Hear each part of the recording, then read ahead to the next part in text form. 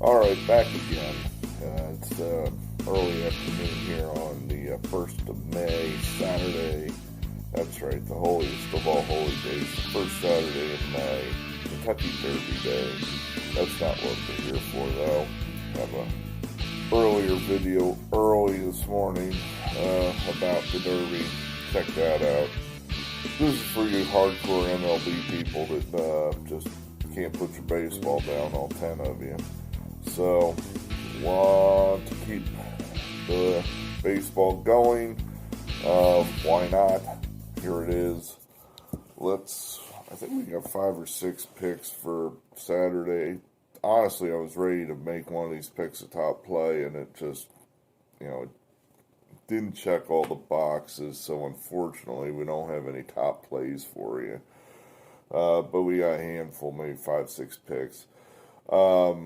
Pretty soon I'm going to have to start, putting in the title, Eric Arnold's Sports Barn featuring Pittsburgh Louie, because he's just kicking ass in the comments. He had 9 picks and he hit 6 of them yesterday. He is just ripping it up. So, I'm not doing so good. Here's what we had doing so well. I don't know why I feel the need to correct myself. I guess so the grammar Nazis don't get me, but this is what we did yesterday. Once again, we nailed our top pick. The Orioles, our 3-star pick, we got it. So our 3-star record's still good. Everything else is terrible.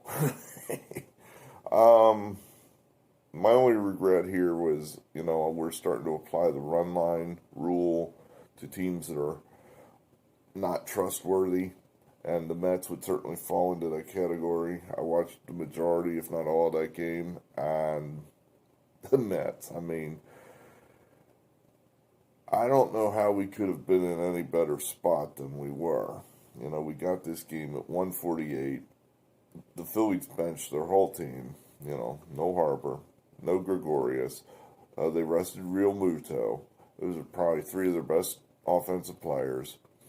The line, I think, was upwards of 170, 180 because the Phillies were resting all those guys. We kind of surmised, that just, Harper didn't play the day before or the day immediately after getting hit in the face. And, I don't want to shame him with weak words, but it's like, okay, you didn't play Thursday.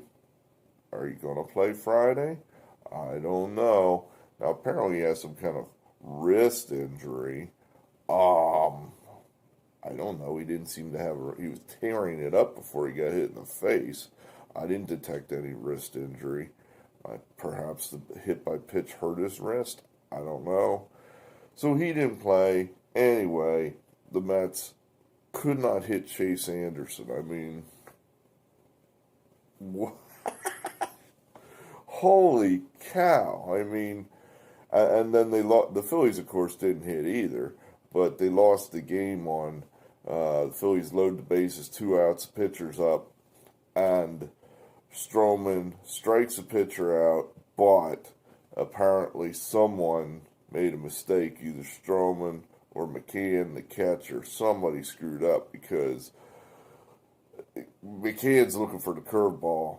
Here comes the express, and he just misses it. Just totally airballs it. The ball goes through McCann, misses the umpire, hits the backstop, I think, on the fly.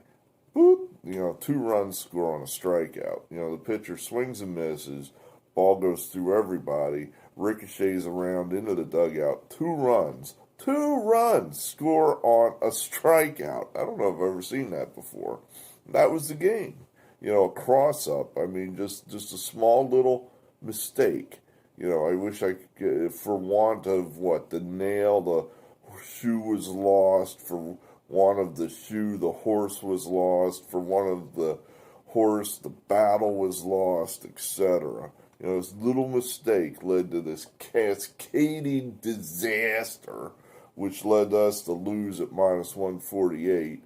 And that's why you got to play the run line, I'm thinking, on shitty teams like the Mets. They're just totally untrustworthy. We saved our ass late with the Angels. another untrustworthy team. And but we got our top pick, so it wasn't a complete disaster. All right, let's get to today's games.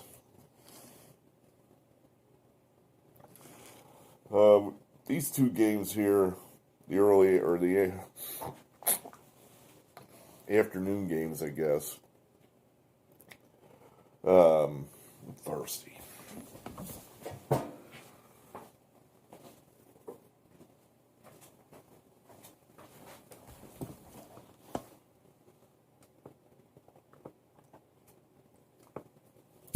we go.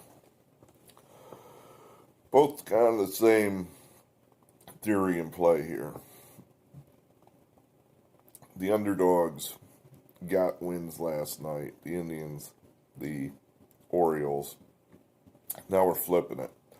We're basically going to say that those underdogs that got those wins, they're feeling good about themselves. They had a nice night.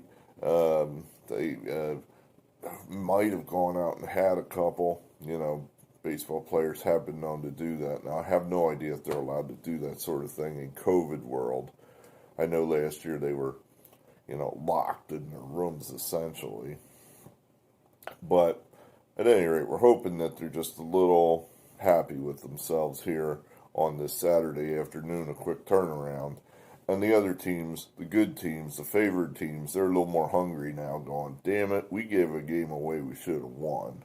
So let's get our bats going here and get some payback. Lynn, I think we got a pitching advantage there, an offense advantage too, if you will.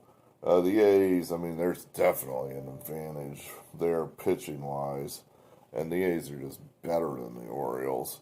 Little steep price there, certainly with the A's.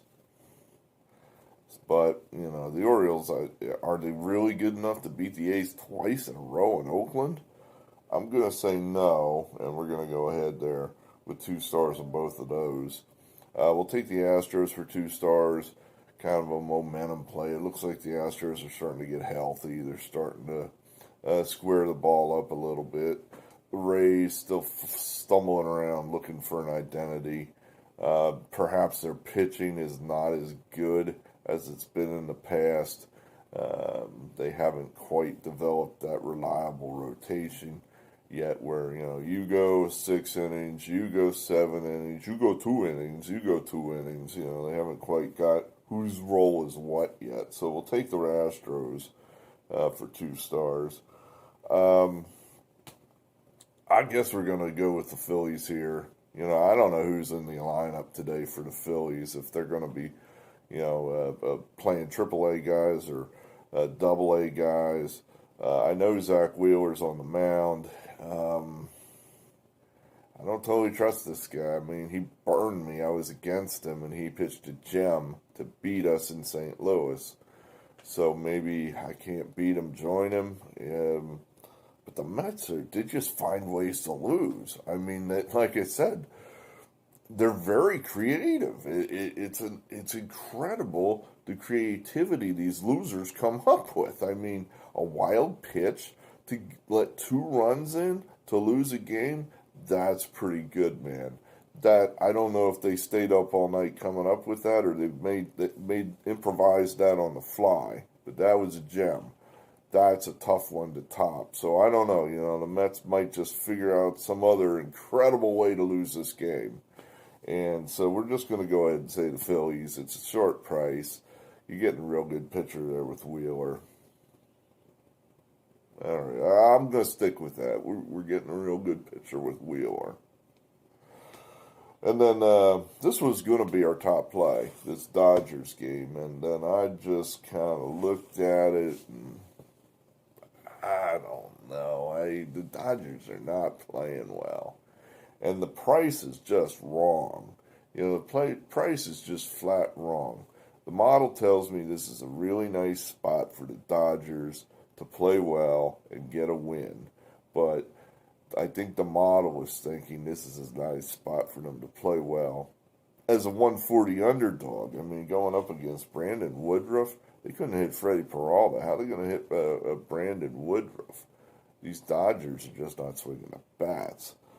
But we'll go with the model. I mean, all right. But we're only going to put 2 stars on it. This is not a top play. I don't trust this one. We'll go with the Dodgers. Lastly, his kind of throwing game, just so we get a little more action tonight. Kind of got a good hunch here with the Blue Jays. They really beat up the Braves. The Braves they're still not clicking. They just can't seem to get out of their own way. They have one big outburst, score 8-9 runs, and then they turn around and have a couple more bad games. Charlie Morton hasn't pitched well this year. Not only that, the Blue Jays know Charlie Morton. Morton's been in the American League for 5 years. He was with the Astros. He was with the Rays. The Blue Jays have seen this guy. So, I'm kind of thinking they may poke 1 or 2 over the fence against old Charlie. And we might be getting some home dog value here at the Blue Jays. So we'll take them at 119. Starters that have to go, let's see here. We want Lynn, of course. I don't really care if they start Luzardo or not, frankly. I do want Urquidy.